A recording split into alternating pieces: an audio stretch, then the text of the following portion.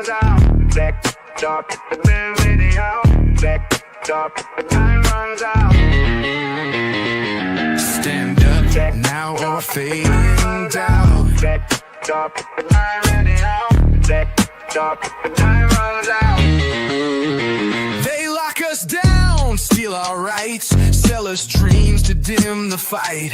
Tell us wait, just trust the plan, while they take more from our hands. But we ain't sleeping, we ain't blind. We see the games, we read the signs. No more silence, no more shame. Get mad, get loud, ignite the flame. Get mad, get loud. Shake the ground, wake up the crowd. No retreat, no backing down. This is our fight, this is our sound. Time runs out. Time radio. Time runs out. They push us back, say stay in line. Spin their words, rewrite our minds. But the louder we get, the stronger we stand. And we ain't done till we take back this land. They cage the truth, we tear the bars. They dim the light, we burn like stars. They stack the deck, but we rewrite fate. This ain't submission, this is rage awake.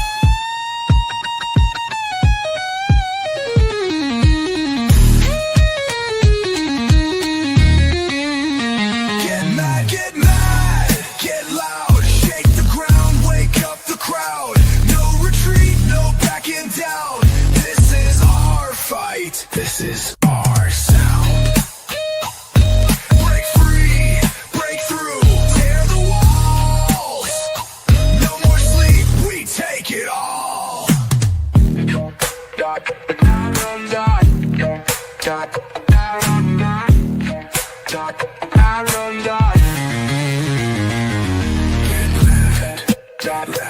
no more challenge, no more doubt.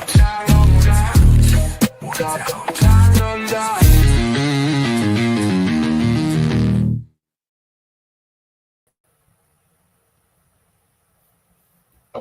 Hey, welcome. What's happening? We already got some New Hampshire in the house, Arkansas in the house, Fort Myers, Florida in the house. All right. Let us know where you're jumping on from. Good to see some of these faces. Southern Ohio is in the house. Got Michigan in the house. Buffalo, New York.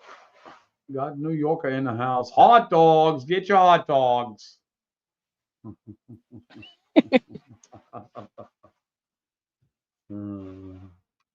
That's Boston. That was more of a Boston accent, really. .com's not working. Let me see here. It should be working. Maybe try refresh. I think we say this every show. Yeah. It's like a. Yeah, I mean, everything's green on my end. You got to hit refresh. Yeah, absolutely. Yeah, that's probably what it is. Or a delay. Right. It could be a delay, yeah. We got Grant, Florida in the house, Miss Empress of Music, who wrote the song we just heard. Get mad, get loud, right? We got Western Maryland in the house, Florida in the house, Oregon in the house, Northern Wisconsin. Howdy. New York, Long Island. Hey, Miss Maria. Oh, man. Right. Hot dogs, right? We're going to start off tonight's show on dogs. My little tribute to the sheepdogs here tonight. I thought it was a well-written piece, and it certainly means something today. Missouri in the house. What's happening? It's definitely hot dogs in Texas today. It was nearly 90 degrees. Yeah, it was hot.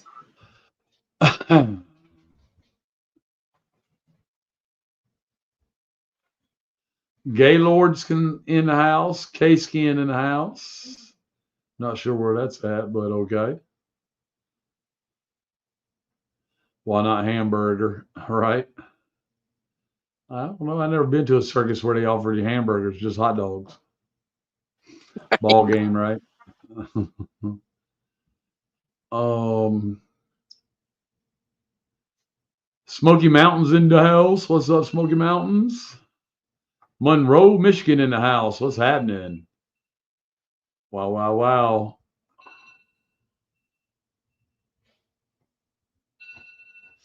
God says she knows what the refresh button is. She had to hit it 3 times before it worked. Florida's rocking. Iowa's in the house. Yeah, Florida's rocking, right? Fargo, North Dakota. Home, Alabama. Bama. My goodness. Free bird. All right, right. Harrison, Ohio in the house. What's happening? What's happening? 39 degrees currently in Ohio. Ooh, that's chilly. We got a North Carolinian finally. What's up, North Carolina? Naples, Florida.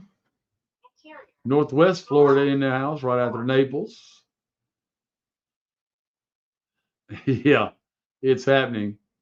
Pay you Thursday for a hamburger today, right? Minnesota's in the house. What's up, Minnesota? South Carolina in the house.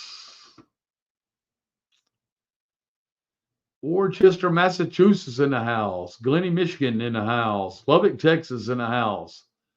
And we got Miss Belinda from Canada in the house, rocking it out with us tonight. What's up, Miss Belinda? Canada's in the house. I guess it won't be long. We'll be saying welcome to the USA. Or to the Americas, right? West Texas in the house. Texas is representing tonight. Palestine, Texas in the house.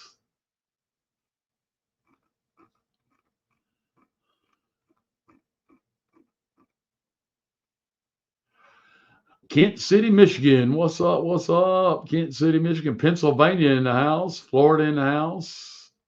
But they live in Florida. They're from Canada. There must be snowbirds, right? Aruba in the house. Wow. Bring it on, Aruba. What was the name of that movie that was filmed down there? Cocktails and Dreams. Tom Cruise starred in it, right?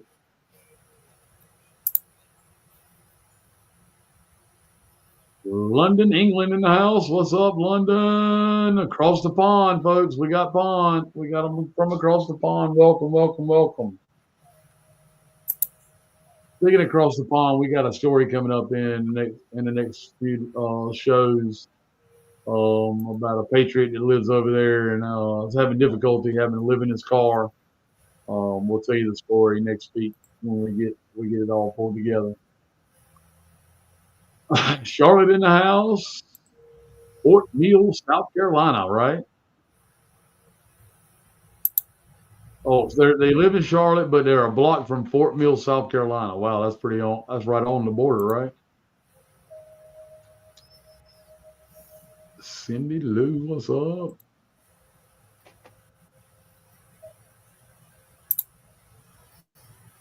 Yeah, Miss Glenda, that's right. We love our neighbors across the pond. Oklahoma in the house. What's up, Oklahoma? All right, all right. So today's weather was a little bit warmer here in my part of North Carolina, and I was glad to see it for sure because when I laid my head down last night, I had a cold in my bone that I had a hard time getting rid of, and I'm usually the hot-natured one, right? And I'm not sure what the high temperature was today, but it was pleasant. It was more than pleasant, and it was beautiful to not see as much pollen being moved around as there has been as well. Not that we don't need the pollen season, but you know, in excess like it is tough sometimes. But I think we're all adjusting. Those of us that have been affected by it, I think we're all adjusting. If I could just get rid of this scratchy throat, I'd feel a lot better. I don't feel too totally bad, but you know, it is what it is, and hopefully you made the best of what you got today. And we're going to talk a little bit about making the best of things, as we move forward. And we really, we're really going to cramp down also in the next few shows on discernment, because we're going to need to be sure that we're well versed and well practiced in our own discernments, with the things that are coming down the pipeline. It's already odd enough. It's already odd enough to recognize that a government we once believed in. Thank you, Miss Sharon. A government we once believed in, and is far from what we ever thought it was supposed to be. And I'm not going to go a whole deep into a deep conversation. You can only beat a dead horse but so long, right? We There are a lot of things that we've all learned over the last over the years that have really not been what they're supposed to be, and now we're finding out that the good guys are bad and the bad guys are good, right? Which we knew that was possible, right? And really, it's even a chunk of that is narrative, right? They made a lot of that shit up to cover up to people that were really involved. I read a piece today on Nikola Tesla and Benjamin Franklin, and which I knew some of the story beforehand, and the whole stealing of the Tartaria energy, right? And I'm gonna share that with you after I get this first piece shared with you. But we're gonna focus a lot on discernment on the next few shows. I got my book in today. I was hoping to get it yesterday. The Return of Jesus and where we are now on the biblical timeline. Paul is the guy from Nino's interview that recommended that book. It's a very short read. I just literally got it about an hour ago. So I'll be getting into that over the next few shows as well. And I just want everybody to know that, be careful with your words as well. We've talked about, words a while back, and casting spells. That's what spelling is, casting spells, right? And a lot of that's going to come to manifestation is literally becoming instant. As long as it's in the now paradigm, it seems to be gathering more and more momentum from each and every individual and the collective. That thing that you're able to manifest a lot of things very quickly. Yeah, I got some honey for that scratchy throat, Miss Lou. Thank you. Local and raw, yes, ma'am. The We got some mixed with red onion too. It's really good for you that way too, right? But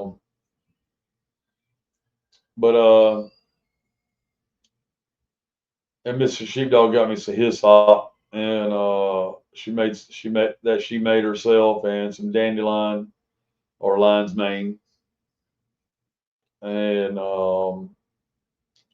that has been a big help as well. Several people have picked up some tincture from Mrs. Sheepdog. If y'all are looking to get a quality product, reach out to Mrs. Sheepdog, see if she can help you. And we're grateful for her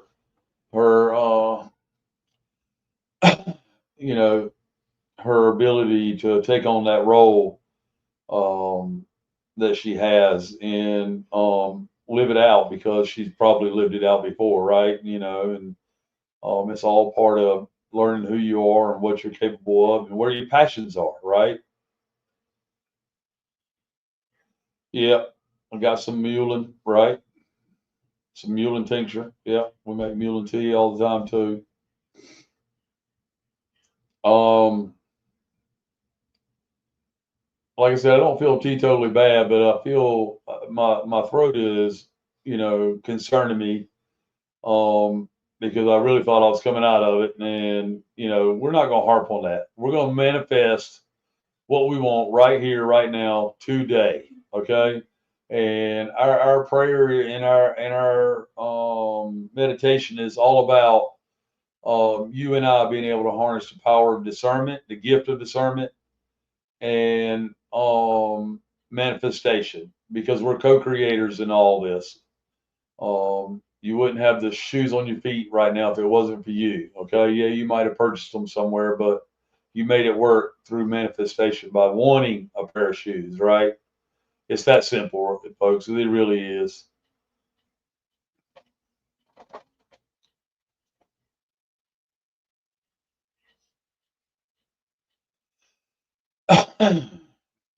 Hey, right on, whiskey shot, yeah.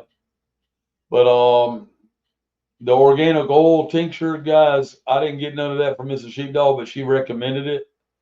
Um, and it is that's a really good one too. Yeah, absolutely.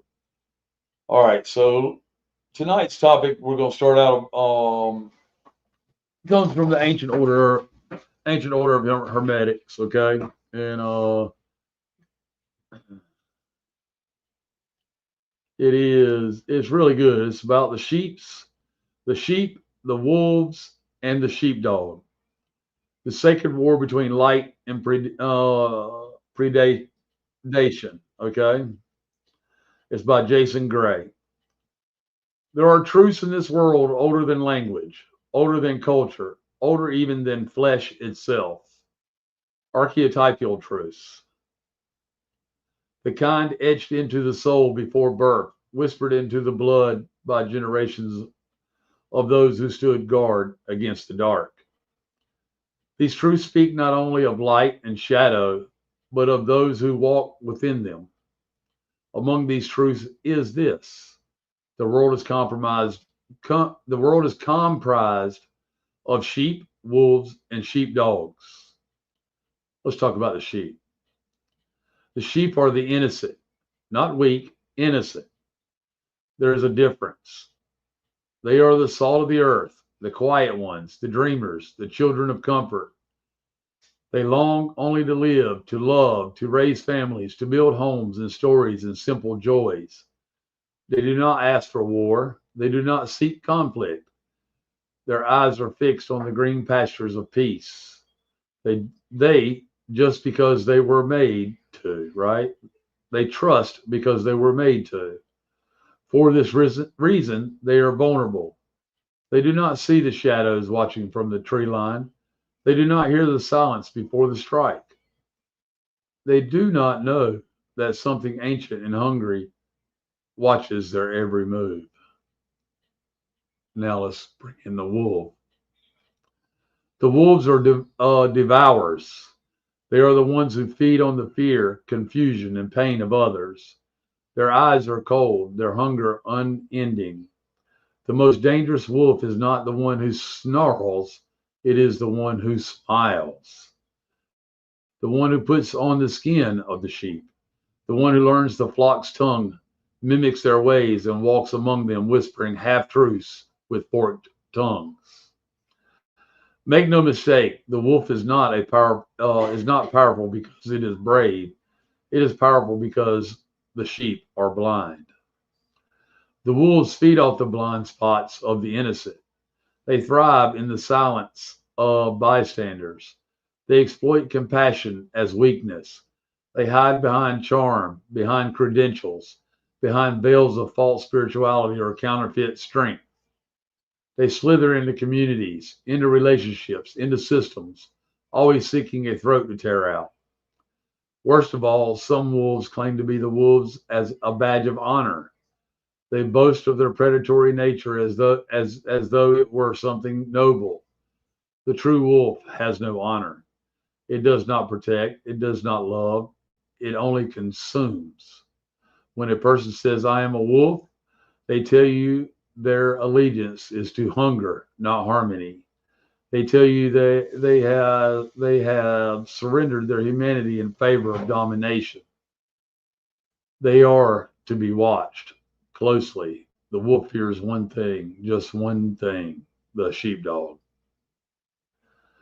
The sheepdog is not soft. He was never meant to be. He walks the edge between light and shadow, embodying both gentleness and fury. He is not accepted fully by the sheep because he makes them uncomfortable. He is not accepted by the wolves because he is their natural enemy. The sheepdog does not rest in the pasture. He stands at its edge, alone, silent, watching. He hears what others do not. He sees what others refuse to see. He senses the shifting of winds, the scent of deception, the stubble, the subtle tremors in the ground that signal a coming threat. His life is not one of ease. It is a life of chosen burden, of sacred duty, of war in spirit. He does not seek violence, but he will wield it. He does not crave recognition, but he will earn it through scars. He is not moved by approval or applause. He is anchored only by truth. The sheepdog was forged in fire, not by chance, but by initiation. He has walked through the darkest excuse me. He has walked through the darkest valleys, faced the wolves in his own soul, and emerged not as a predator, but as a protector. He knows what evil is because he has looked it in the eye and chose not to become it. If need be, the sheepdog will die for the flock. He will take the bite. He will run toward the scream. He will stand between innocence and annihilation, even when no one sees him fall. To the wolves who read this, let me speak to you directly. You are not misunderstood. You are not noble. You are not feared because you are strong. You are feared because your strength is misused. The time of unchecked predation is ending. You have walked among the sheep long enough. Your time is in disguise is over. There are eyes on you now, ancient eyes, eyes that burn with memory of justice with the fire of divine protection. The sheepdogs are awakening. We are gathering. We are done letting you feed unnoticed. You speak in riddles to confuse the flock. We speak in fire to reveal the truth. You weaponize charm. We wield discernment. You pray in the dark. We are the dark. For those who pray unjustly, your fear is us because you should. We do not bluff. We do not retreat. We do not forget. You may tear through a flock for a season, but the day always comes when the sheepdog's shadow crosses yours. On that day, you will know that all your snarling, all your teeth, all your cunning was never power.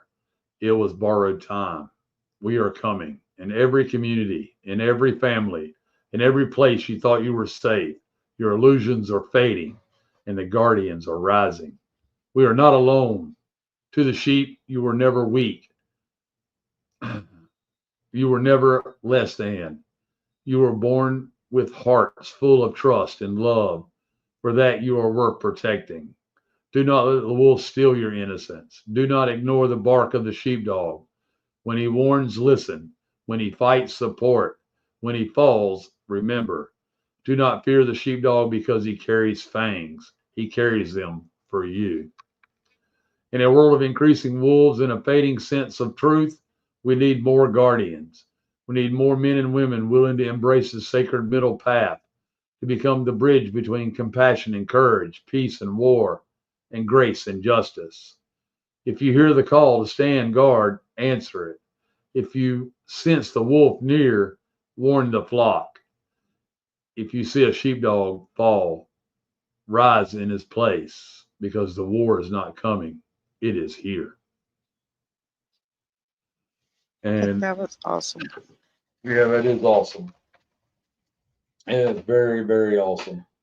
And we got a sheepdog in the house with us tonight. And I think myself and Mrs. Sheepdog have become sheepdogs too, right?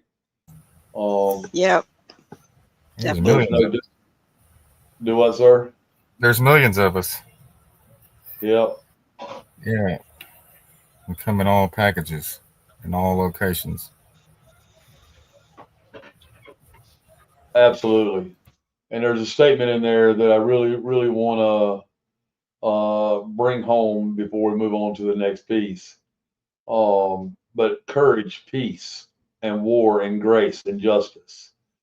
Y'all remember we've been through the gambit on grace. Okay, we talked a lot about grace in from 2017 to 2020, and mercy, and that was the grace of the Creator and the mercy of the energy that comes from the Creator that makes us co-creators, um, and grace us with the coming knowledge throughout the years in order to stand in that power, so that we do have courage and compassion, and we do seek and have a righteous justice path, right? Um,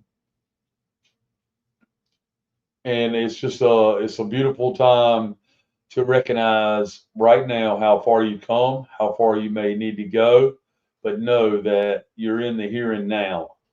The past can no longer affect you, and the future is has to be created out of an unwavering spirit that is right here, right now, and nothing more, nothing less. Let the sheepdogs rise. Right on. Right on.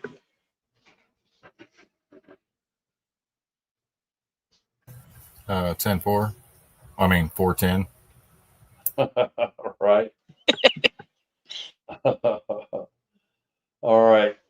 Um, I didn't realize I didn't have it on screen. I do apologize for that. I mean, there it is. And y'all see old sheepdog before dinner right there before Mrs. Sheepdog calls him in. Yeah.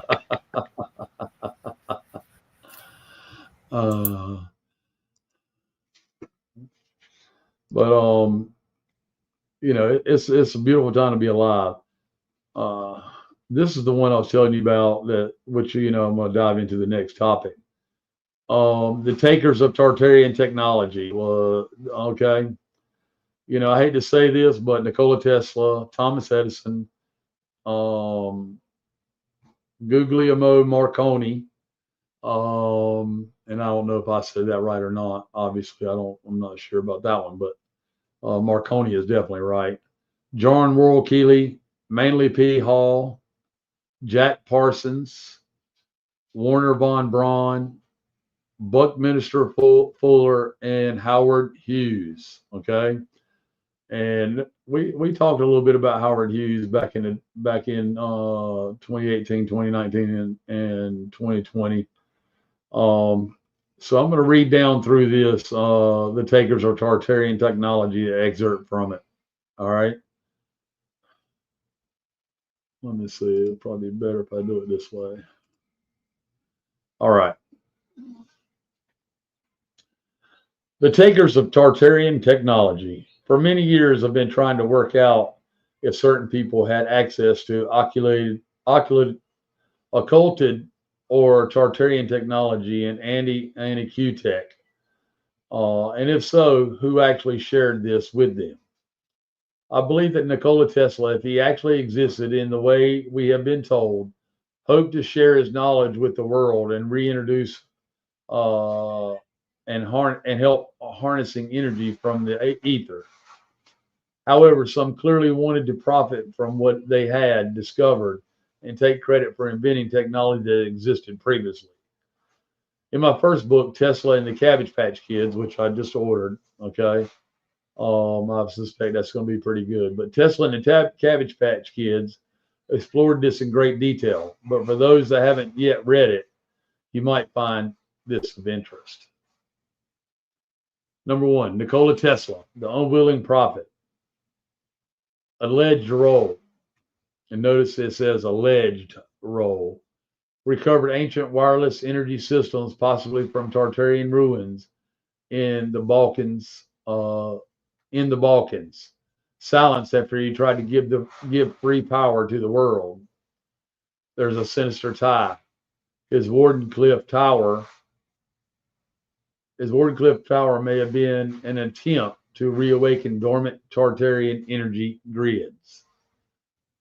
Okay, there's Nikola Tesla. Now let's go on to Thomas Edison, known as the appropriator. Alleged role: took fragments of Tartarian tech, possibly from secret Smithsonian vaults, and claimed credit. His sinister tie is accused of suppressing Tesla's discoveries under corporate interests tied to secret societies. Good old Thomas Edison, right? Marconi, the signal thief. Alleged role: intercepted Tartarian broadcast frequencies. His sinister tie: he worked in remote islands, was rumored to be an attempt to contact non-human Tartarian architects. John Worrell Keeley, the forbidden machinist. Alleged role: reconstructed vibrational devices rumored to resonate with the Tartarian ether matrix. The sinister tie for him was mysteriously died before revealing how his devices actually work. All prototypes, all vanished. Manly P. Hall, the keeper of the lost keys. Manly P. Hall's alleged role as philosopher and mystic who allegedly gained access to suppressed Tartarian manuscripts. His sinister tie may have influenced tech developers through esoteric societies to quietly integrate ancient principles. Jack Parsons, the ritual engineer. Notice it said ritual engineer, right? The alleged role: rocket pioneer and oculist. Possibly tapped Tartarian knowledge through dark rituals. His sinister tie: his explosion may not have been tests. They were attempts to reopen Tartarian portals. Warner von Braun, the smuggled mind. Alleged role: Nazi scientists brought to the U.S. via Operation Paperclip, rumored to have studied Tartarian propulsion. Sinister tie: may have been part of a fraction that tried to weaponize Tartarian anti-gravity. All right. His book, then the next one, number 8, was Buckminster Fuller, the reconstructor. Alleged role: his geodesic domes were possibly reconstructions of lost Tartarian architectural principles. His sinister tie: spoken code, hiding knowledge of the ancient Renaissance resonance-based building systems. Okay, there's another alchemist, right? Howard Hughes, the ghost industrialist. His alleged role was obsessed with aviation and secrecy, allegedly found Tartarian flight blueprints in Central Asia. His sinister tie: his isolation was reportedly due to contact with Tartarian intelligence that he couldn't control. All right. And those are just the 9 listed. Oh, man, I can't wait to read the book. For more information on my research, if you'd like a signed copy of my first book, please feel free to message me directly or send me an email. Guy Peter Anderson at gmail.com. A link to Amazon is in the comments also of the original post. It says thank you. Guy Anderson is the author. Tesla and the Cabbage Patch Kids, Rise of the Clones, the Cabbage Patch Babies, is his 2 books. And I have them both on the way. But, we're starting to learn that, a lot of these people that we revered as monumental pieces that moved our society forward, both in America and abroad, may not be what they said, what we've been told they were. Okay. And we're learning a lot of that. I said in the beginning of the show, we're learning good people. What we thought were good people were bad, and bad were good. Right? We were told this would happen. And the last piece that I enjoyed reading today by Jason Gray is this one right here. Okay. A Cosmic Riddle, a Matrix Glitz, and the Doorway to Ultimate Truth by Jason Gray. The question that fractures the illusion. Everyone asks it. Sometime in childhood, when the mind is still malleable, still free, still dangerous, someone always wonders aloud, what came first, the chicken or the egg? The answer never comes. Instead, we're handed a smirk, a shrug, a half laugh, and awkward silence. The implication is clear. It's just a dumb question. Circular, pointless, a brain teaser without purpose. It does have a purpose. It is the purpose. It is the purpose. Hidden beneath its childish simplicity, it's a key embedded in our consciousness like a buried line of code waiting to be decrypted. It's the beginning of the end of the illusion, if you have the courage to follow it. Language is the cage, right? Language is the cage. The riddle at its root, the very structure of the question assumes a duality, a binary system, chicken or egg, A or B, cause or effect, beginning or end. It's a linguistic trap. It's a linguistic trap. Language as we use it is not a tool for truth. It is a boundary, a limitation. The question, what came first, implies that linear time is the operating system of reality. That cause leads to effect in a neat, traceable chain. That we can define beginnings and endings from some fixed vantage point. That entire worldview is the matrix. The question must be absurd because the framework that contains it is flawed. It's not that the question is unanswerable, it's that it's unshakable in the language of the machine. We've been speaking in the tongue of the jailers for so long, we forgot we were born fluent in light. Time is a false god. The chicken and egg dilemma is not just about biology, it's about time, it's about ontology, it's about the illusion of origin. Time, as we've been taught, is a one-way street. Past leads to present, leads to future. This is not time. It is narrative, a story, a script, a framework imprisoned by the architects of the matrix to ensure continuity, predictability, and most importantly, compliance. What if time doesn't move in a line? What if the chicken and the egg exist simultaneously in a state of mutual co-arising? What if they are two expressions of a singular pattern outside of time, unfolding and refolding into itself, like a Mobius strip woven from divine thought? The mystics knew this. The Hermetists whispered, all is mind. The Buddhists spoke of dependent origination. The quantum physicists now flirt with retro causality, where the effect can influence the cause. Every ancient initiatory tradition hinted at the same forbidden knowledge. There is no first, there is only now. There is no first, there is only now. The matrix and the farm. Let's zoom out a moment. Imagine the world as a farm, not metaphorically, but literally. A simulated environment designed to breed, contain, and harvest consciousness. The chicken is the programmed self, the consumer, the worker, the obedient unit of the system.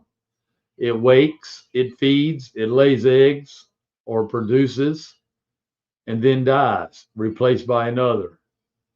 The egg, meanwhile, is the vessel of potential, warm, inert, suspended in stasis until activated by external conditions. Both are units of control. The chicken is the identity, the egg is the dream. Neither are the self. The self, the real you, is the observer, the coder behind the screen, the anomaly that sees the loop for what it is and asks, why this loop? Who built it? How do I break it? This is the Morpheus meant when he said, you felt it in your entire life. That there's something wrong with the world. You don't know what it is, but it's there, like a splinter in your mind, driving you mad. The chicken or egg question is a splinter. It's the residue of a forgotten awakening, a buried initiation, the recursion code. In programming, recursion is a function that calls itself. It loops endlessly unless you provide a breaking condition, a line that tells the system when to stop. Our reality is recursive. The universe is not a straight line. It's a feedback loop, fractal, self-similar at all scales. Your thoughts create your world, which reinforces your thoughts, which further shapes your world. Chicken, egg, belief, reality, cause, effect, the same loop over and over until you insert a breaking condition, until you wake up. What breaks the loop? Conscious self-awareness, radical presence, the realization that you are not inside the system. The system is inside you. The egg is not your origin. The chicken is not your destiny. You are the field in which both arise, the forbidden truth. Here's the truth they dare not print in textbooks, preach in churches, or teach in schools. You came first, before the chicken, before the egg, before time, before thought, before gods and galaxies and Genesis stories. You were the observer, the dreamer, the programmer. You are not a product of this system. You are its creator, fragmented and reinserted into your own code, made to forget so you can remember. The chicken and the egg are thought experiments meant to lead you home. They are encrypted messages passed down through the myth and joke, waiting for the moment someone would finally stop laughing and start listening. Excuse me. The answer has never changed. You came first because you are first. You are the source. Don't go back to sleep. Now that you've seen this, really seen it, there are choices to be made. Do you shrug this off like the world taught you to? Laugh nervously and go back to your job, your phone, your schedule? Or do you lean in? Do you shatter the shell? Do you stop being the chicken, stop sleeping in the egg, and become something else entirely? Because you can, right now. When you do, you realize the riddle wasn't meant to confuse you. It was meant to ignite you. To wake the part of your soul that remembers. Remember, in the myth of the phoenix, the egg doesn't hatch, it burns. From that sacred fire, something higher is born, not a chicken, not an egg, a being who knows it was never either. There's some food for thought on the chicken and the egg, folks. You came first, both before the chicken and the egg. Let this knowledge and these words ignite you in your soul, right into your metaphysical being. As your soul's been fed, the knowledge is there, and you will gain it more and more the more you practice it. That's why your discernment is so important. That's why your ability to know that your voice chakra is your greatest power. The war is here. Let's stand up. That's my message to y'all today. It didn't take a lot of time in the first part of the show, but I really wanted to get that out about the sheepdogs. You know, there's different parts of society that are standing up, and we're a larger number of people, just like the sheepdog alluded to, than one can expect.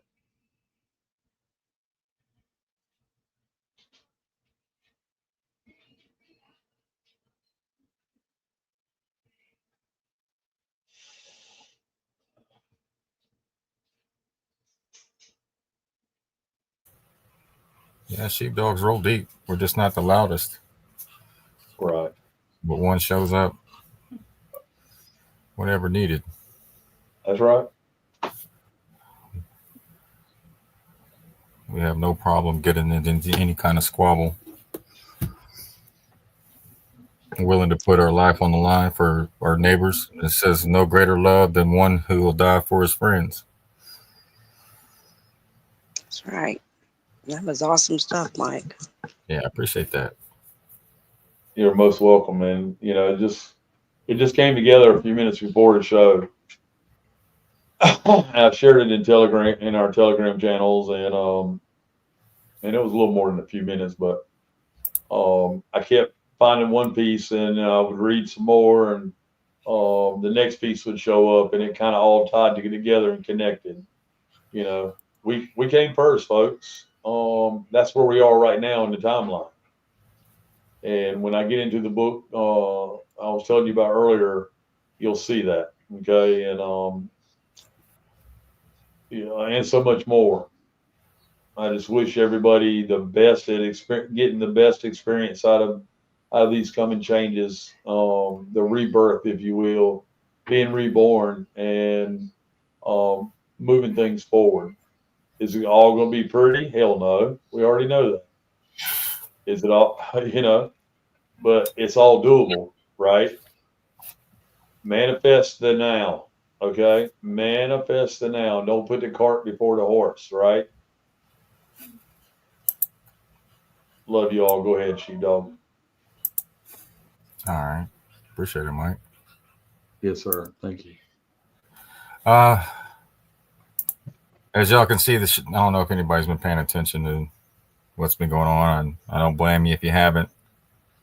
I hope you're focusing on the things that are more important than the shit show that's the propaganda that's being spewed on TV. The propaganda like Pam Bondi and Cash Patel's drug bust is all propaganda. And it's so clear now, you know, you can see it. It's like, that's not what we want. That's not what we're asking for you to do. We're wanting justice to be served, and you're running around doing all this everything other than what the people want. And that's because we have to realize that all these people are in position to protect the elite. They're not there to protect us. They're there to protect the elite, to make sure that nothing comes out. So you're not going to get justice from these people. But I'm not going to spend too much time on it. You know, Trump sending $1 trillion to the Pentagon. You know, I'm not going to spend too much time on it. You can go to the Jimmy Dore show. It says you can watch this clip if you're interested. It's 12 minutes. But this is not what MAGA voted for. MAGA's pissed off. He said peace out of one side of his mouth, and now he's increasing the military industrial complex spending. And this is why I believe Elon was booted, because he was going to audit the Pentagon. Well, he never got to auditing it, but instead Trump gives the Pentagon $1 trillion. He signed more executive orders today for weapons for our allies. Weapons. We have weapons for our allies, which our ally is Israel. So he's making Israel great again. We got people here in North Carolina that are still living in, you know, thank God for their neighbors helping each other, or they wouldn't be where they're at, and in these communities, like you see right here. I'm gonna come back to this. We're gonna take a look at this and see what's really going on. I'm not going to talk about Senate wasting their time today talking about the daylight savings time. This is your Senate hard at work for the American people, arguing over daylight savings time. This is what we pay these people to do? I mean, what the fuck, Chuck? Anyways, it's a clown show. This was today. Excuse my language. Again, you got the disturbing illusion. This is bonker. Trump sends $1 billion to the Pentagon budget. Trump says he's not downsizing shit. He needs the military because they're making all kinds of enemies, I guess, everywhere. Meanwhile, we have Americans in this situation that we've seen after Helena, right? The destruction that took place there, wiping everybody's houses out, businesses, you name it, thousands of people dead. Let's see what else. We got people on Twitter or X calling out Kash Patel and crew.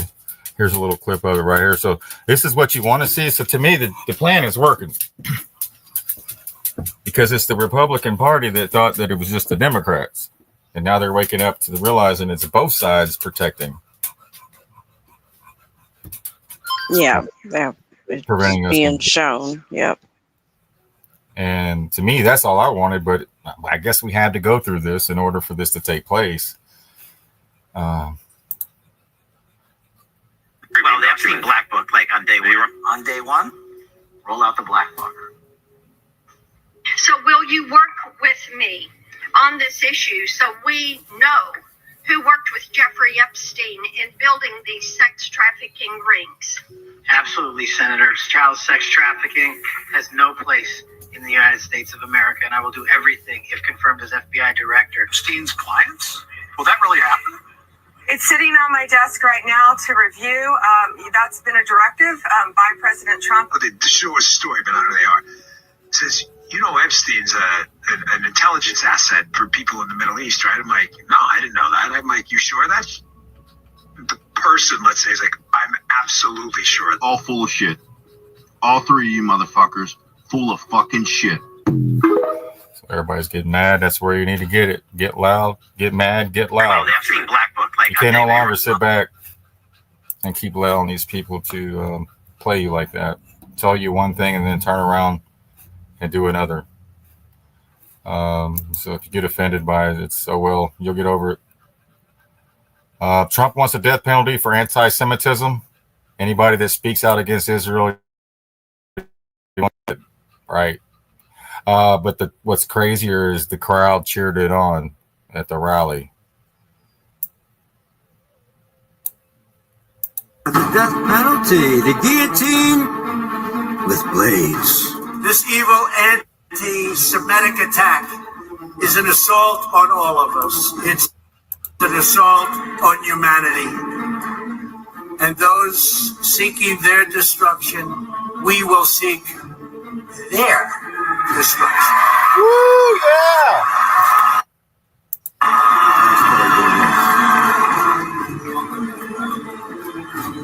Now, when you have crimes like this, whether it's this one or another one or another group, we have to bring back the death penalty. They have to pay the ultimate price.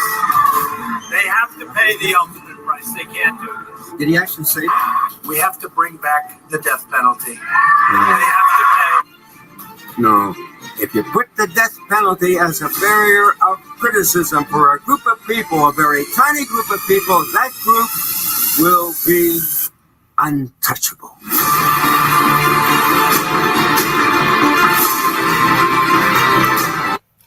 There you go. This comment right here from Untouchable Jew. It's coming whether you like it or not. It's coming whether you guys like it or not. Right.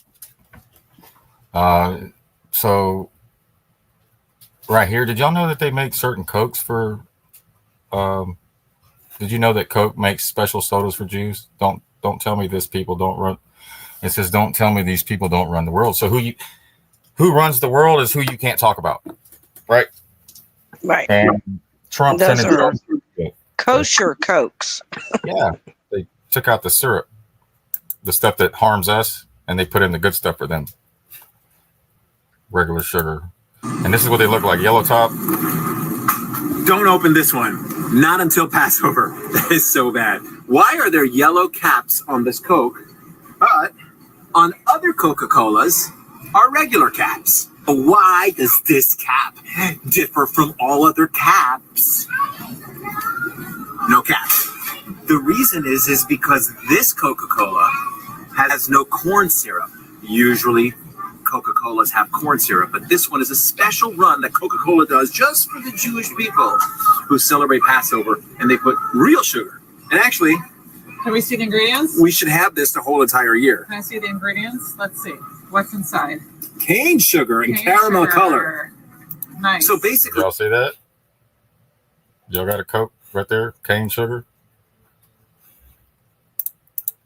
Nice. So basically, if Coca-Cola was going healthy, this is the way it would be. So for Passover, this is kosher for Passover, and a lot of people stock up on them. Not mentioning anything. Some people don't even have this, but let's look at what he's got to get what the cap says. Kosher. I know, it says kosher basic right here. O-U-P. I better quit sharing this stuff. I might get the death penalty. I'm going to go on to some other subject. Well, I tell you, people cheer on things. It's just bonkers, man. Clap, clap, clap. There's one. Yeah, go ahead. There was one for you. You passed on X. You know, a lot of people were saying that Kash Patel's being replaced. Yeah. Isn't that funny? Yeah, the ATF. Yeah. Yeah, I got that story. I got that article. Yeah. I thought he was against the ATF and all that. It's weird how when they get in there, they just change their tune. And I wonder what they get shown once they get in there.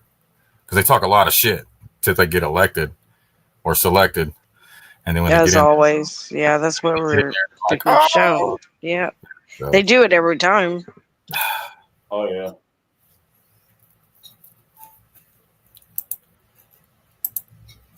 yeah, so here's the $1 billion, $1 trillion to defense. Sick of being lied to by Republicans and Democrats.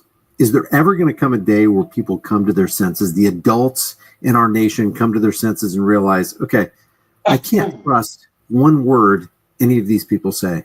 He's anti-war, but he's promising to spend $1 trillion on the Defense Department next year. He's going to give them even more money than he did in his first term. And we see this with every single administration. Bush gave the military-industrial complex more.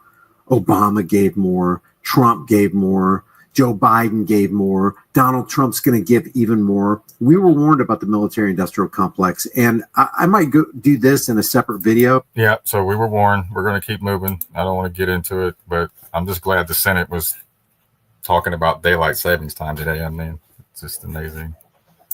Let's move on to what's more important, and that's the people in North Carolina.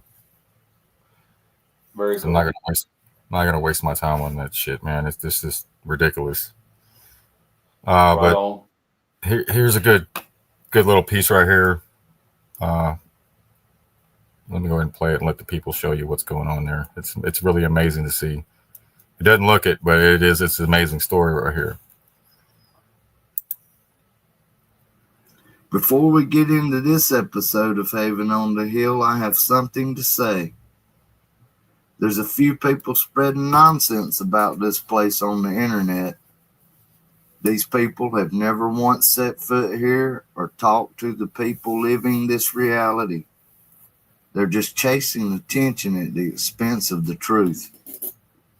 But if you've been watching my videos, you've seen the truth.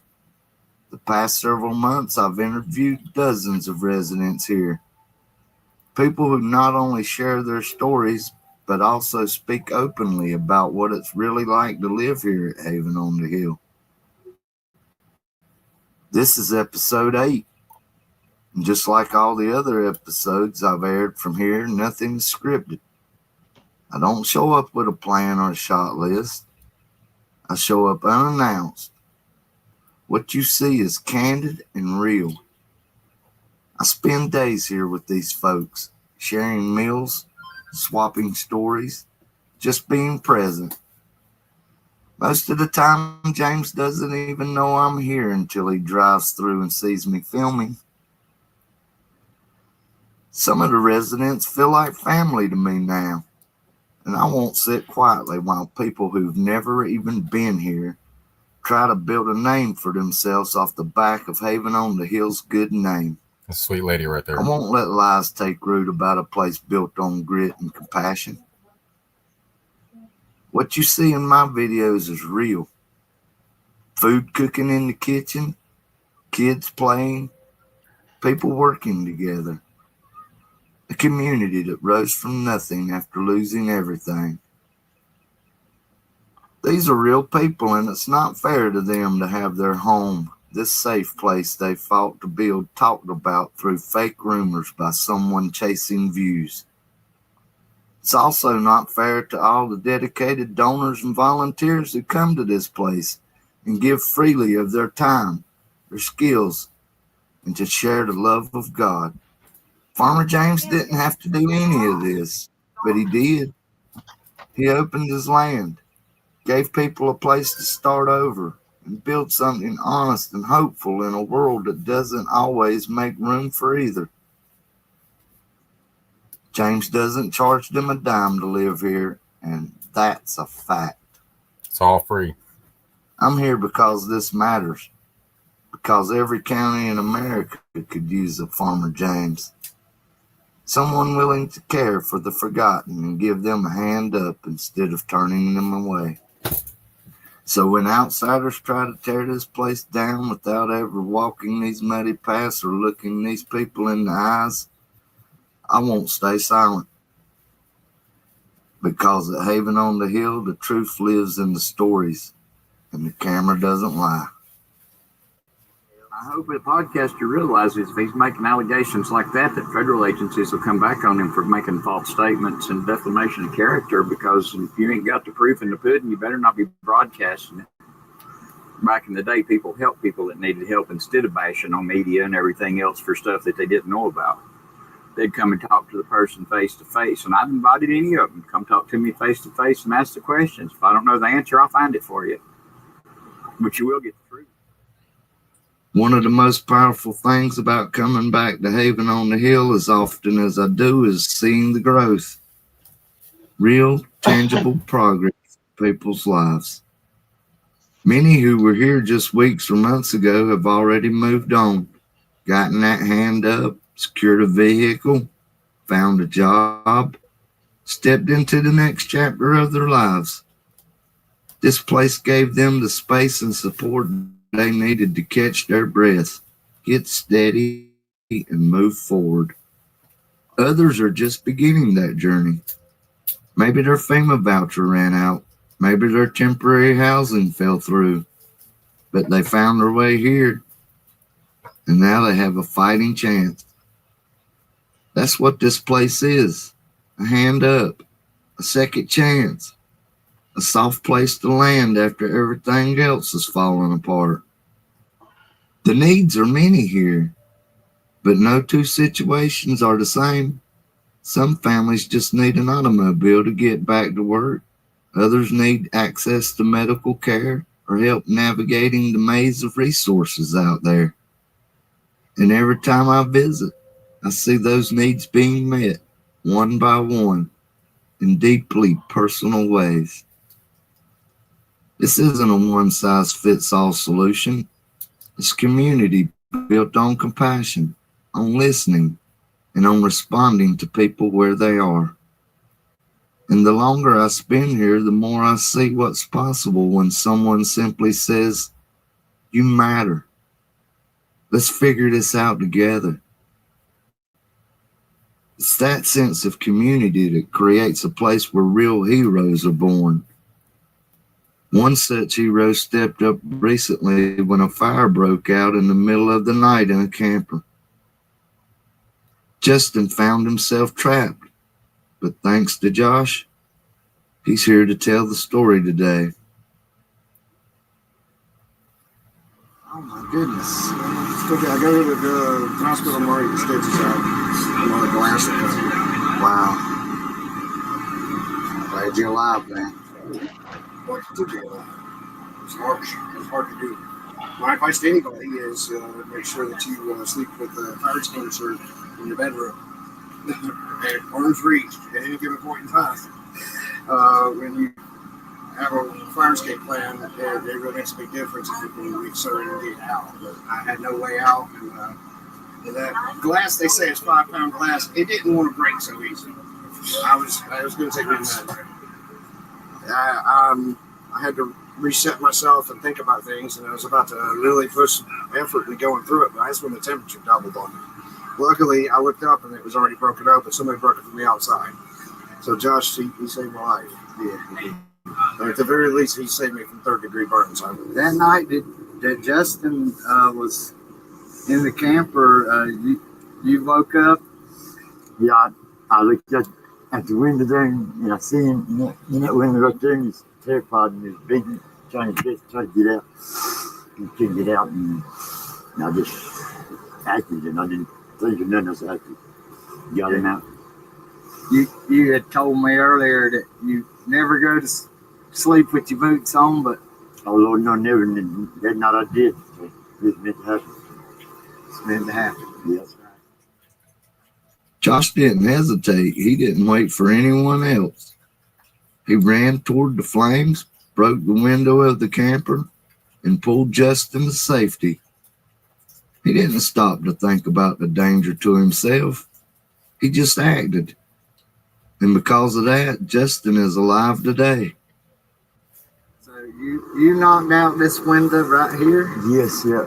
The first one, I threw a rock and it bounced back and that knocked me out, but I busted out and did. I don't see how I running and jumped in there, but I got right here. I hit right here when I turned that window. But I seen that's double pain. That's why it's so hard. Yeah. I still see his face in there. And that whole part was blazed. There was no way they could get in that door. Nothing. There was no way. And you knocked out the window, jumped in. I got the window right here and jumped in. And we just drug together. And then I pulled and jumped and dug. And I went and dug. My nose is all crippled, so I did it. Yeah. I bet every time you think about it, it probably. Oh, yeah, that night I puked and cried the whole time. I was crying the whole time I was doing it. Yeah. Oh, goodness. Adjustments. They say for a reason. It's a good thing you heard him. It's a good thing you heard him. Yeah. There was no boom or nothing. It was weird how I heard it. I couldn't explain the sound. I couldn't. No, I couldn't know. Here's the thing about Josh. He's a humble man. Until now, he's never wanted to be interviewed. He's never wanted the spotlight. He's been living here with his family for months, quietly helping, being a part of the community without seeking recognition. But what he did that night, it was nothing short of heroic. Josh is a true hero. His family, the people at Haven on the Hill, they're all incredibly proud of him. And so are we. So while Josh may not want the recognition, it's important we share his story. Not just because of what he did, but because it's a reminder of what we can all be for each other in the hardest moments. Brave, selfless, and willing to step up when it matters most. That's what Haven on the Hill really is. It's not just a bunch of campers lined up in a pasture. It's a community. People who've been through the worst and still show up for each other when it matters most. Okay, is there anything that you wanted to tell me? No, not really. Are you working? No, I draw disability. You draw disability? Yeah, cancer, you see. I fought cancer for 8 years and then lost everything from that. Didn't go back and get flood and lost all that. So now we're just getting back, just trying to get a truck so and haul the camping really good. Okay. Yeah, and I'm here to help too, so Lord put me here for a reason. Yeah. And you help out around here all you can too. Yeah, I do a lot. It keeps my nerves down, yeah. So anything you want to tell me or I just keep encouraging this up. And yeah, the burned out camper's still here, charred and empty. Tells a hard story, but it also reminds us of what didn't happen. It reminds us that Justin is still here because of one man's courage. Let's see what's happening here today at Haven on the Hill.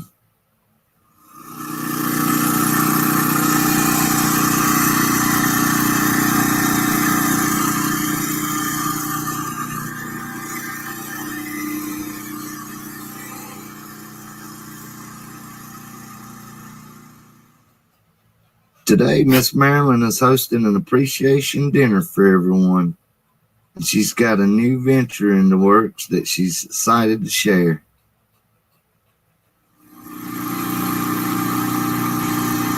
Yep, that's what I said. My DVD that is Haven on the Hill DVD library. Take one, leave one.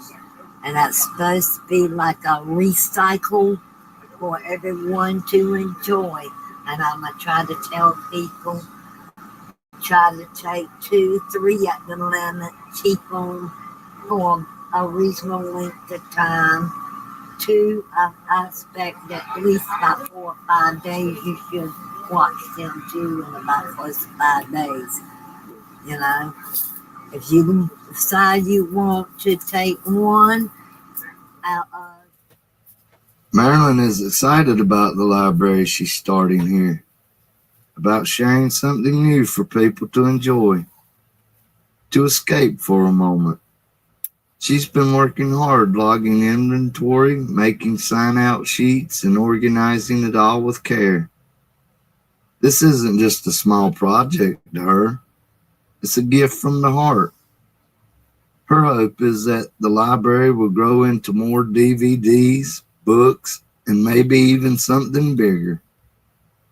And I decided I even threw some of them, 3 by 3, even my own personal DVDs that I ain't gonna be watching, and I threw them in there to start this up. And I was going to try to explain it to them at this little dinner tonight, you know, kind of about what I'm asking. Respect this. This is a library. It is a community library. And as I said, if they take and give back. Marilyn's passion is contagious, and I have a feeling her collection might just get a few unexpected boosts after this airing. Every now and then we can watch them.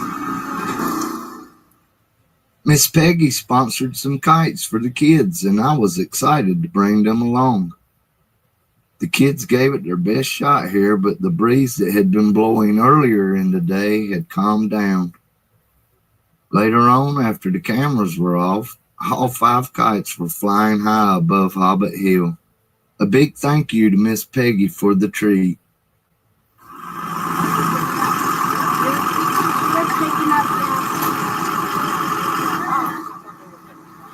we gotta get some gas. Boo-hoo. What do you think these campers run on? It ain't cold. You gotta have some gas. But they're not filled yet. No. You gotta tank a big one. It's empty and long. Only to fill. Okay.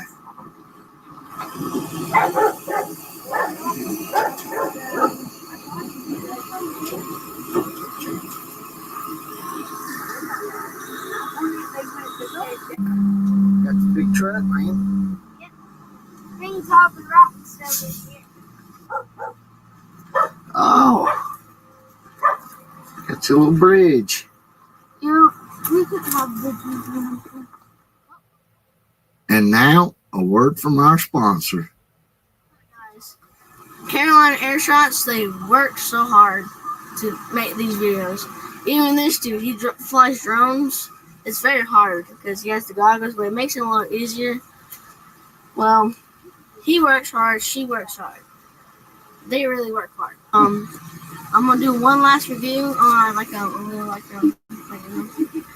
well, I want to make one last thing. So I come over here. Okay.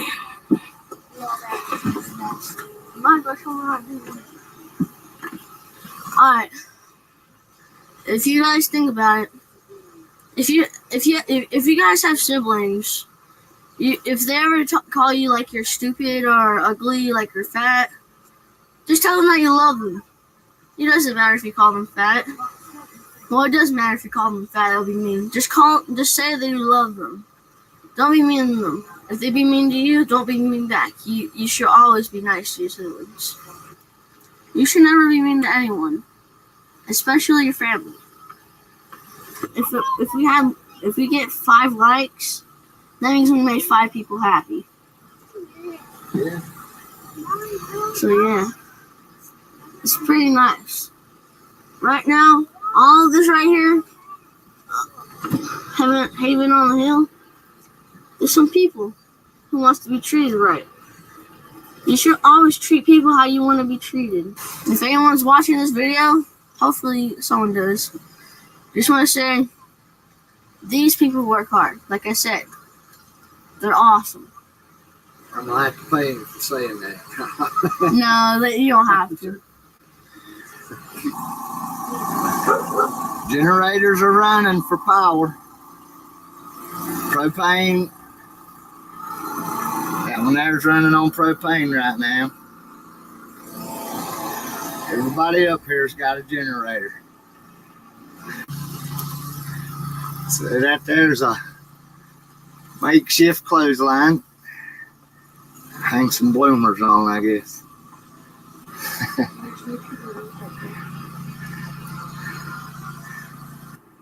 So how many is working, James? There's at least a half a dozen that has regular jobs. Leslie said 2 more that she talked to today went to work. There's 4 that help here every day. I mean, 2 of them did probably 50% of that kitchen.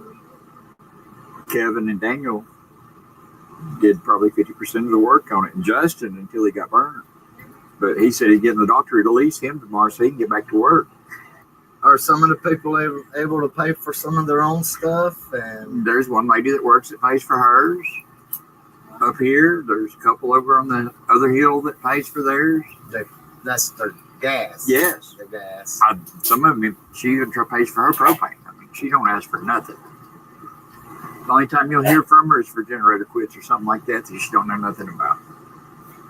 And then some of them work and buy it some of the time, and some of the time they don't. But I mean, that's what we're here for. We're here to help the ones that can't do it, even if it's temporary, until they can. But the ones that can do it on their own need to do it on their own, because you wonder what they did beforehand.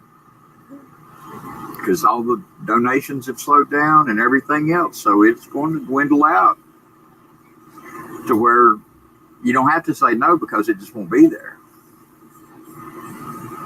Yeah, and if it's not there, it's not miraculously going to appear. I mean, we spent 70 grand in gravel. We probably spent 50 in that kitchen building, and it's not even finished yet.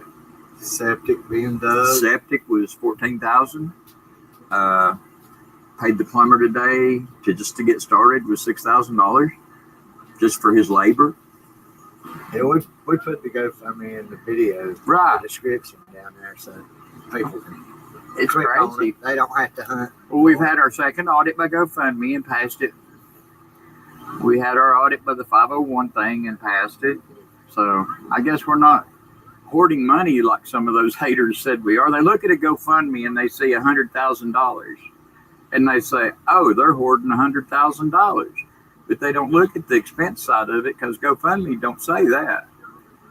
The day that they said that I was hoarding $100,000, I called Leslie and she said I had $135 in the bank. And this is where all of it went.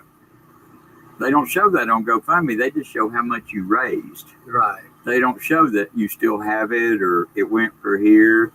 But we have it broke down by the category of where it went. Donations and private donations and everything else of where it went. And anybody wants to inquire about it, we sure tell them. Because the ones that make the donations sure don't question it or ask nitpicky or say we're hoarding it. And Pastor Amanda Fowler, she's the one that she's still doing the 501c till ours comes back. It's been sent off, but it's not back yet. And then Miss Leslie. And Leslie does all the banking, the finances, and all that stuff, and keeps up with all the expenses. She actually pays monthly now for an accounting software thing that breaks it down into categories. It tells when I go spend $15 for gas. Or if I get one of these guys breaks their phone and I buy them a $20 phone, it shows it right there where it went. Yeah, she had it in a pie chart. Yes. And, or if they're behind on a bill. I mean, we paid these people's legal fees. We paid their medical bills. We paid vehicle insurances and titles and transfers. And I think it was like $13,000 or $14,000 on that pie that was just buying stuff for the people here. We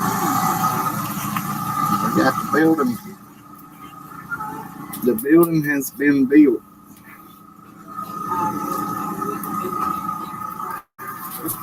You got the insulation there to go in it.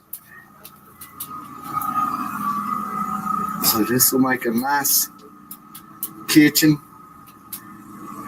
dining room, community center.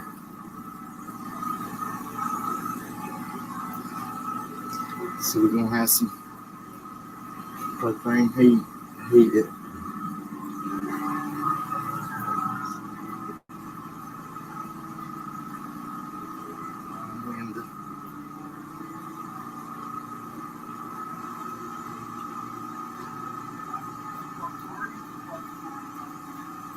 Two doors.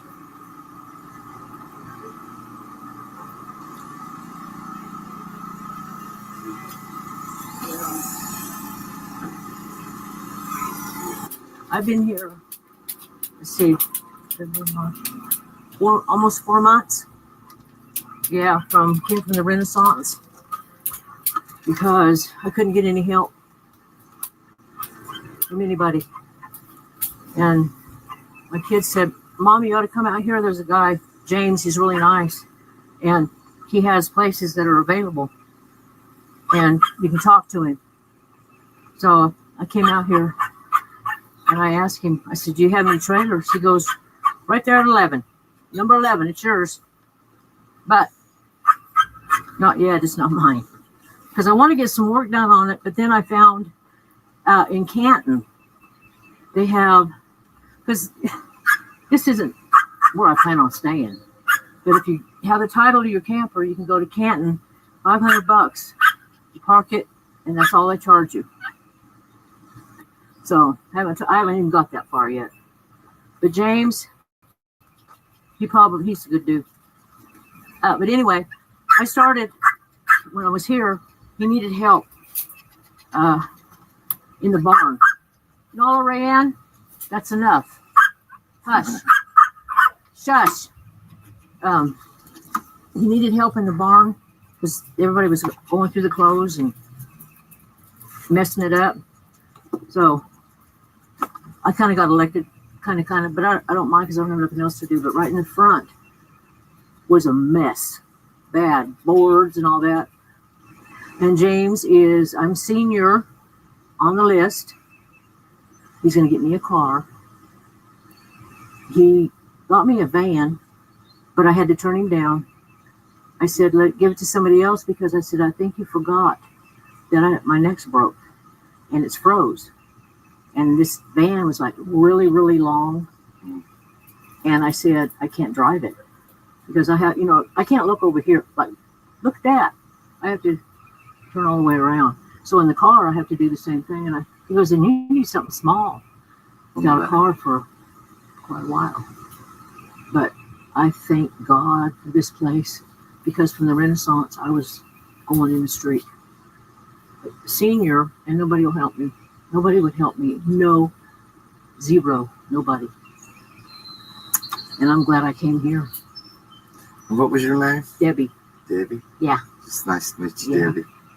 You too. Yeah, I met you before, but Yeah. everybody couldn't really hear you because it was loud in the there that day. And you know that that kitchen is going to be finished pretty soon, and then I am the dishwasher too. Oh, you're going to be the dishwasher? Jack about, and I work on Kitchen gets done. generators.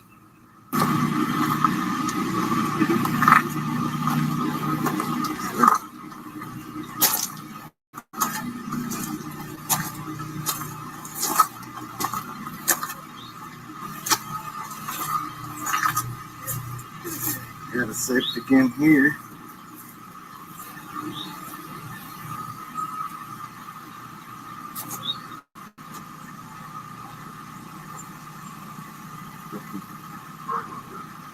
Dump their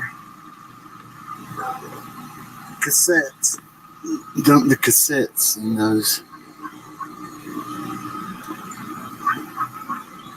Here comes Billy with the gas.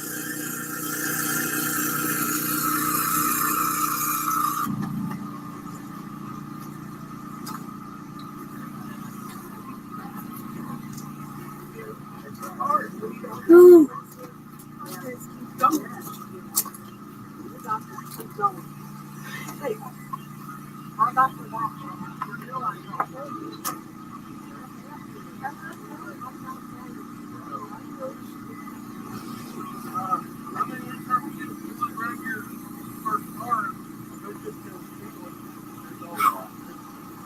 That's stout. I'll just get it in the morning or tomorrow evening. Yeah, it'll be there. All right, I appreciate it. Is the gas bill coming down some? No, this is $400. Let me show you that. $400 worth this time? That'll last 2 days now? Or? Yeah. Okay. That's a little better than They got $3.20 for they got 300 today. Right there. 426. 99. And that'll go for 2 days. 427, really. Might as well say. Yeah. So I mean, they want to know where their money's going. There it is. It's a lot of money. A lot more than I would be able to afford. That's for sure. I gotta find me a funnel somewhere. The hum of the generators. Do that all the time. Right. House. Building built. Nice.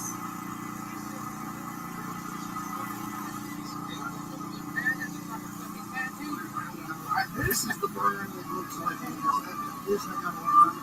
Hey, I heard you as a cook. Oh, this is Miss Marilyn's due tonight. She has sponsored dinner for everybody in appreciation of what she's been given here. Isn't that wonderful? It is. And Jeff, pretty much, ain't only let me do nothing since me and him started. Okay, yes, I'm doing this as a appreciation. I thank everybody that lives as the resident out here. James Lumpford, God, I can't even think of her name, Leslie Pringle, and a few others, and the resident that's done little things for me that they didn't have to, but everybody is taking and doing things like bringing things of propane tanks, the big tanks, and bringing them in and hooking them up the new one, taking away the old used one, helping me do things, even just little things. And you know, last week I was real sick and had to be taken out to the ER and had a pretty serious case of diverticulitis. And Mr. James personally took me to the emergency room along with his friend Lisa. And Lisa helped walk me in. I couldn't even hardly walk. I was doubled up so bad and so much pain. I was in tears that morning. I got to get some help. I need to go. And when I staggered up there, and a same neighbor that was a hero and saved the man Justin out of that burning, he saw me and he come up there and was like, I says, I need to go to the hospital. If you can get somebody, go around and ask and get somebody I need to get to a hospital pretty soon. I couldn't even hardly walk. And then I called his number, let him know when I was ready to get picked up. And come pick me up from the hospital. And even went up there to the Walmart after he got me up to my camper and went up there and had my medication filled. And what little bit that the Medicaid didn't pay for, he took out of his own personal funds, wallet, and done it that little bit, the rest of it himself. You know, he's a great man. Some tater salad.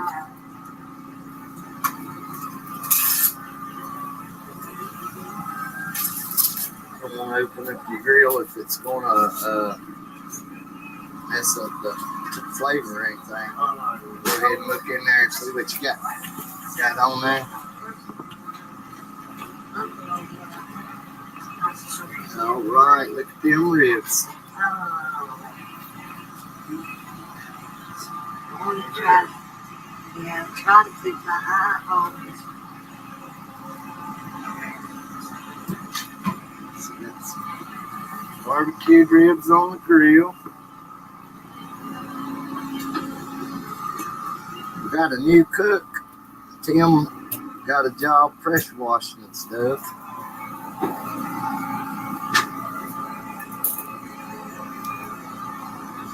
I just do my thing, man. I just hope it works out. So you're the new cook. What's your name? My name's Jeff. My name's Jeff too. Nice to meet you, Jeff. You got some baked beans. We have some beanie weenies here. There's some green beans over here. Okay, you've been cooking every day, ain't you? I don't know, not every single day. We have Taco Tuesdays and we have other days. Church comes in. So not every day. Not every day. No. When you don't have to, somebody right. Then I just straighten up. I straighten up and stuff. Keep it clean, right? Yeah. Okay. I don't know. But yeah, it's good. Just do my thing, you know. Make sure everyone's getting something to eat. That's what we do. That. Plenty of chow. Chef, thank God he's been really good at doing all the preparation of this. He barely wouldn't let me even do little minor things. I supplied everything myself, and he did the cooking, just helped serve most of it, and I would do little things like getting their desserts and stuff for them.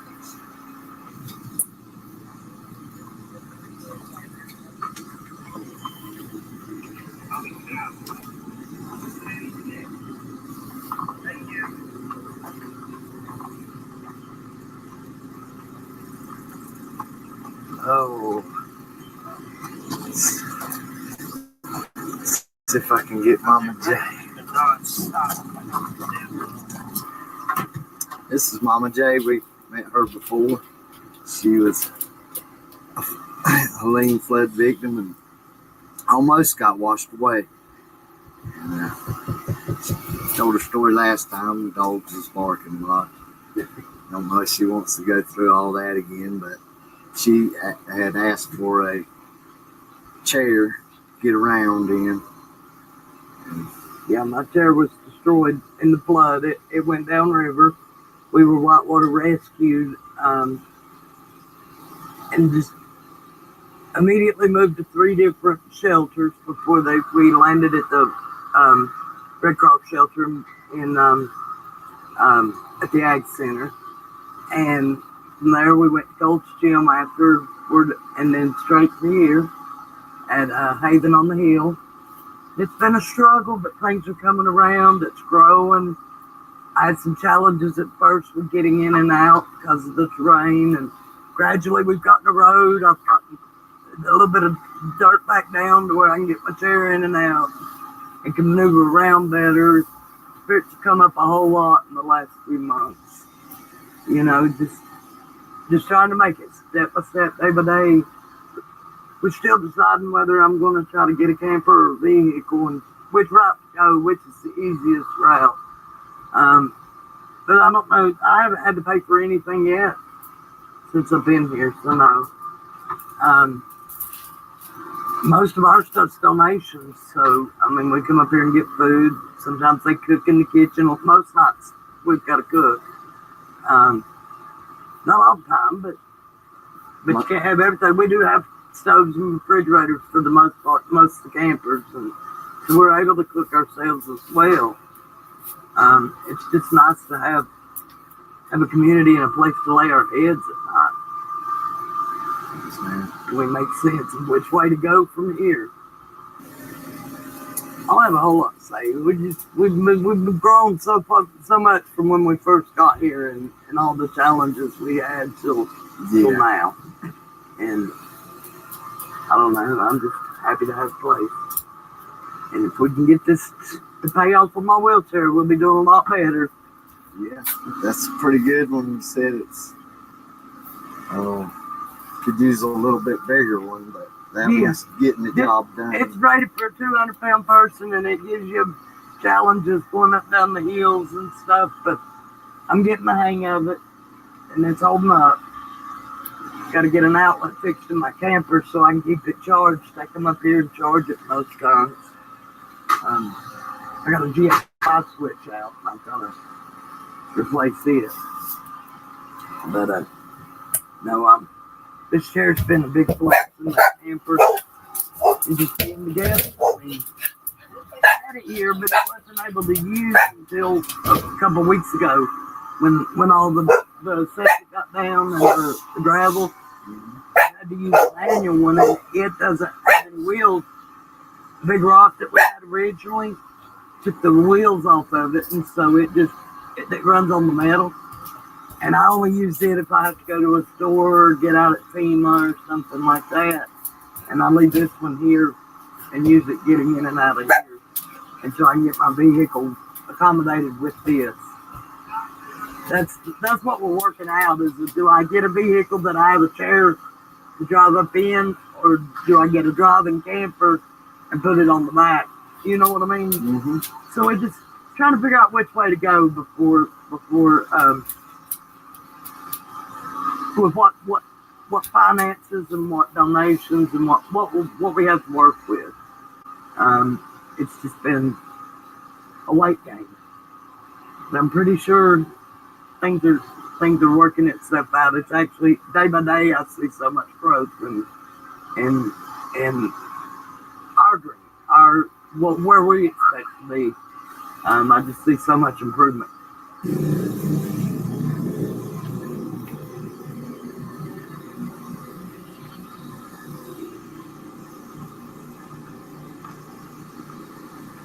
My generators.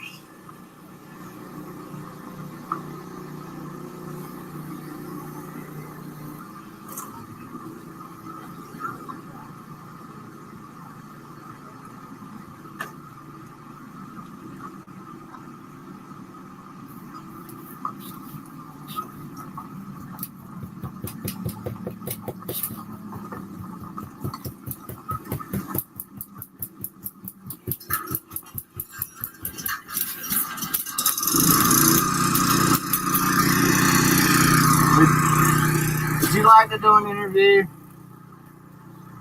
Would you like to do an interview? Sure. Let me get your mic on there. Okay. My name is Kendra. I've been here for 3 weeks now, I think. And I like it here. It's quiet. They've helped me a lot. Helped me get back on my feet. Trying to anyway. Everybody here is nice. They're helpful. That's it. You don't pay anything? No, I don't. Don't have to hand over any food stamps or No, anything? no. Everything's free. We get our gas gave to us for our generators, water, everything's free. Food? Food, yeah, they feed us breakfast and supper. So we're good. I know y'all met Bubba in a couple of our other videos. Yep. He's still here. And does James charge you anything? James ain't never charged me for nothing. Shoot, really, anything you need, if it's reasonable, James jumps all over. Never, it really don't matter what it is. He knows our situations. You've been working here, yeah, helping out. Yeah. He takes care of everybody here. Everybody. It's every day when he wakes up, he comes here. He's here with us. So that's awesome. So how's things been going for you? Are they getting better? It's been going a lot better. Yes, things are moving forward. Staying busy, helping this place out. Definitely coming along. And you starting to get over the trauma a little bit. As much as could be expected. Yeah, James is helping out with that a lot, man. People don't realize how much one person this is. Sorry, my voice. But he's here for us. That's what matters. He ain't giving up on us, and that's awesome. That's good. Well, anything else you want to tell us, or anything you need, or you can think of? Nope, I just want to thank everybody for everything they've helped with. I just want to say, if you don't know the facts, if people's like hating on this place or James, they need to come here and just spend a day with us. And then if they're saying anything bad, their mind will change and they can spend a day with us. Yeah, that's all I got. That's all I've heard from day one is, Yeah. But it was good. Thank you. And to say you still pretty good for a white man. Oh. John left that in, Jeff. Yeah, you did. You can come through. It's fine. But honestly, he is the bee's knees. We got the creek. That'll be the only water on this other than the water they're getting in their sinks. I'm glad to be able to finally get that after 6 months. Yeah. And a real flushing bathroom. The bathrooms now, they go into straight to the it's septic? a real toilet that flushes the water and goes in the septic. Awesome. Yeah. I can do away with the porta-johns. And when that's done, I can get rid of the outdoor showers. Those are good for camping, but I wouldn't want my kids or somebody to have to use them every day. But those I wouldn't mind. And it's like 2 extra bathrooms too, for this toilet, sink, and shower. Right.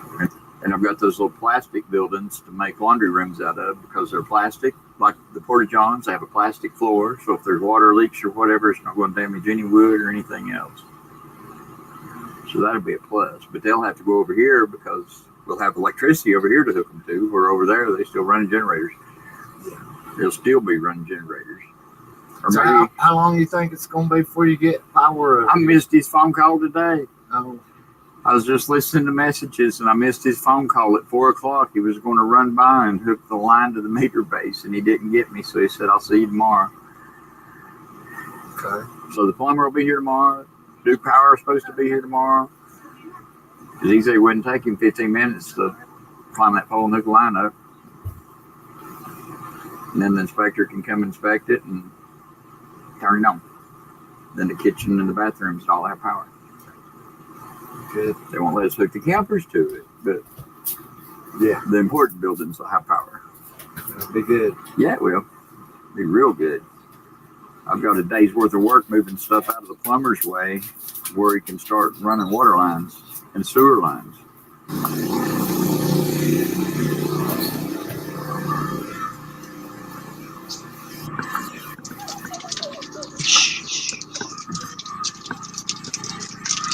So you got a new place?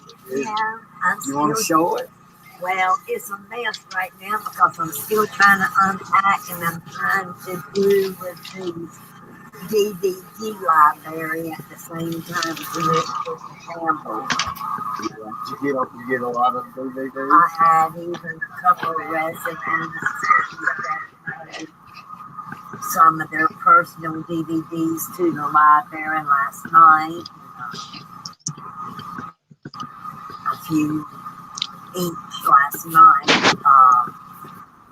And I'm set up where I'm going to have it here 3 days a week for about 3 hours each day for people to come here.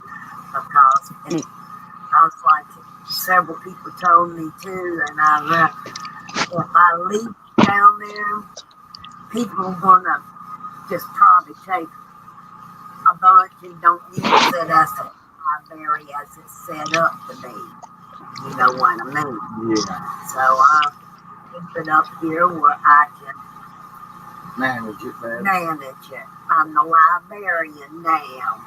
Not only am I an entertainer, I'm a librarian.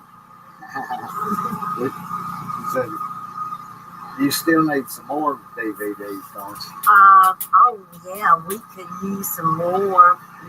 You know, I'm gonna try to even set it up and have some books and CDs also. Just, you know, pretty much like a regular library. And I'm going to do where I write down who checked out what on what day and when they return it. And if they had DVDs they checked out and have not returned yet to the library, they can't check out no more until they bring that one back. Right on. In other words, I'm going to operate it just like any normal public library. You know, but it's Haven on the Hill Library.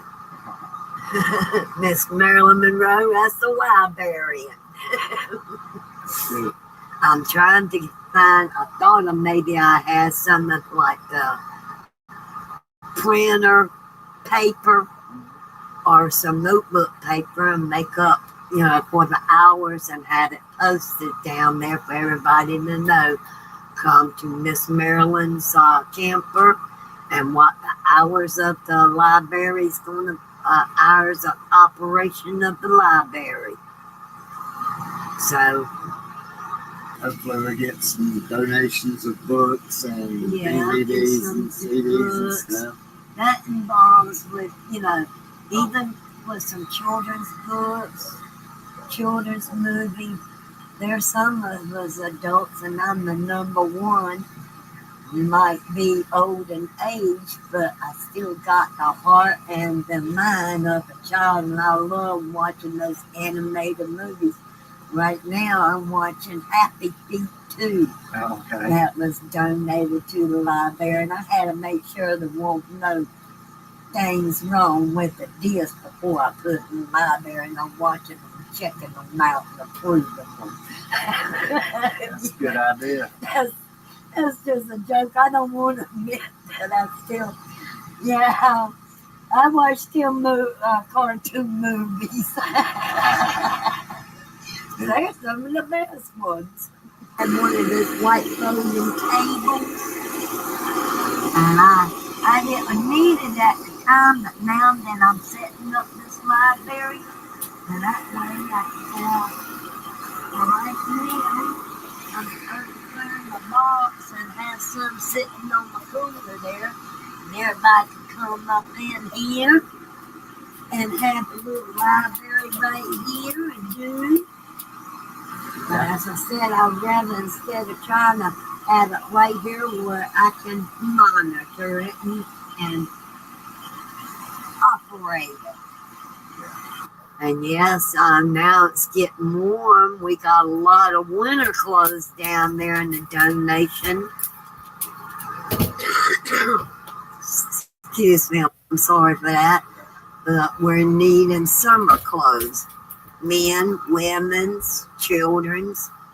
As I said myself, I wear little girls' clothes out of the girls' department since I'm so small and skinny, and I wear about a size 14 little girls' clothes myself. And we got another girl about the same height, and even though she's like 21, she's the same height and built small like me. We got some other children out here that can use some summer clothes, men, short sleeve. Yeah. Because it's starting, hallelujah, getting warmed up a little bit. But I say this weather's like a man, though. Don't know if it wants to be warm and gentle, cold and bitter, and always blowing some air. But, as I said, all the donation, all the winter clothes, because everybody's needing summer clothes now. But yes, as I said, we're still trying to get stuff like glass cleaner. Thanks to you, I got a little bit for my own personal, but everybody out here can use it to help clean down the windows of their camper, TV, DVD. If they have a laptop, do some mirrors in here in our camper, We got all kinds of other cleaning supplies, but we can't use them on glass or mirrors. We got to have some glass cleaner out here needed. You stepped up to put her on her feet.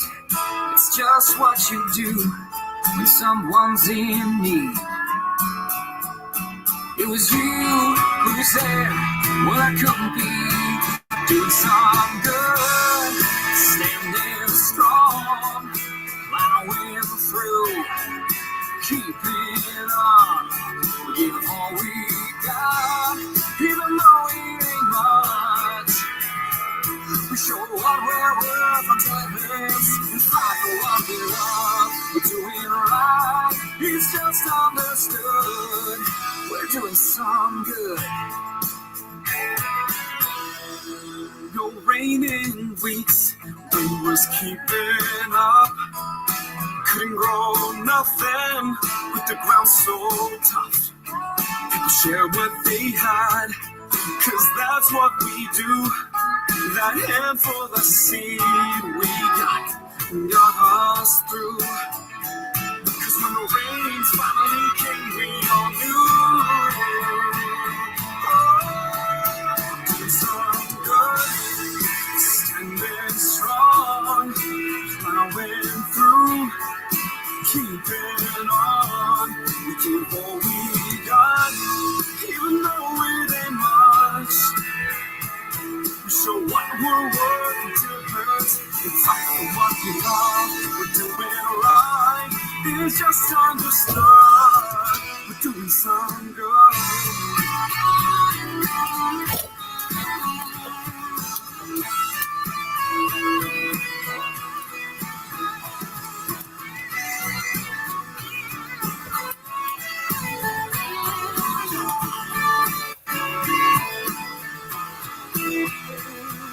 Until we die with our lives, just like the way we should.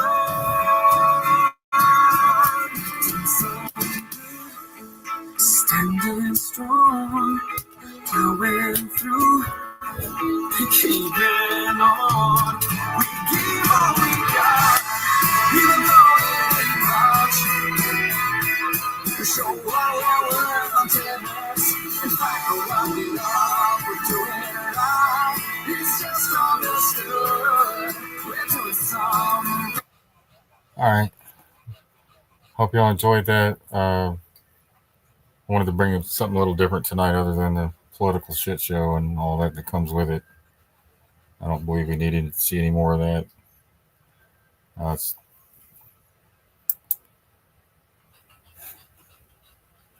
I agree with you. I agree with you. You know, and it was promising to see good people, simplistic people living their everyday life with each other and helping one another and going what they deem as moving forward. And that's powerful to me. It's so powerful and it's so heartwarming. And it's a lot of these people, like they said in the beginning, that that are out there reporting on stuff going on in North Carolina that aren't necessarily true. Um, that are causing these people harm. And these people aren't out there to harm one another or anybody else. But there's outsiders involved, and Yeah. Yeah, People they're that don't just know what's trying to going on. recover. Yeah. Yeah. Yep, exactly. And they're not getting any assistance from anybody. And then the people they are getting assistance from is the people, right? So that's really the bigger picture here is the community coming together and taking care of each other and people coming out of their own pockets and helping one another. And that's what it's all about. That's right. And you got outsiders that want to pick at, like you said, the donations. Y'all are getting this much in donations. Well, they had to build a kitchen. They had to bring the rock out. There's all these things, expenses that add up. The plumbing, all that stuff's expensive. It's not and cheap. they're allowed to live there for free. Yeah, I want to know why we're not gathering a group of people to go up there and help build that damn kitchen for them, right? Yeah. Yeah. Yes. Looks like they have all the supplies. Yeah. Yeah.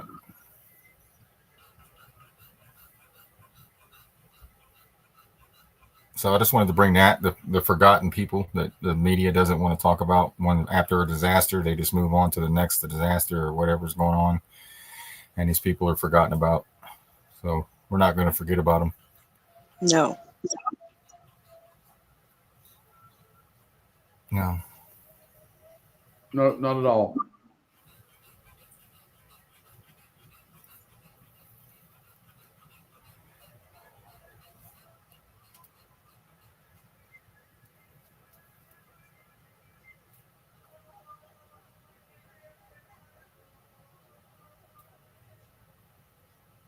So that's about all I got for that.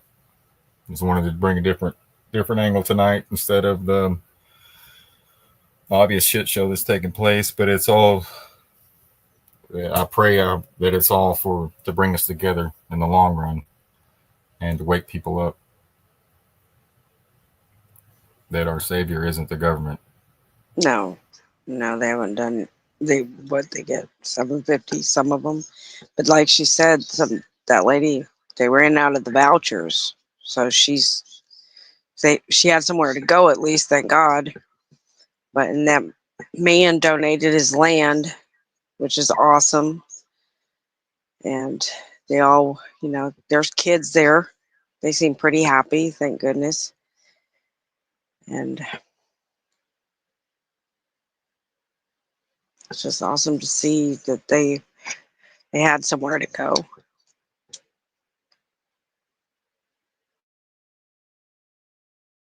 Yippers.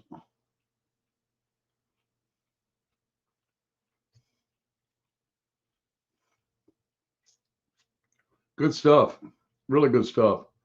I'm really moved and uplifted after tonight's show and all the reading that I was doing today. Researching more on the Tartarian experience, found that little piece that I shared. And then the sheepdogs bring this from Western North Carolina to know that there is good in the world and there is good happening. Helps you keeps you grounded. It helps keep me grounded. I know that. And I'm excited. I'm excited for our future despite the challenges. And that's a big part of manifesting the right frequency and all put into the ether. And we are the change. All we have to do is be a part of co-creating and be aware that we do. Don't allow words to live in your vocabulary like can't and don't like or so on and so forth. Standing up for your rights has a lot to do more with positivity than it does putting somebody or something down, right? Love you all. Hope you have a great night. Good night, everyone.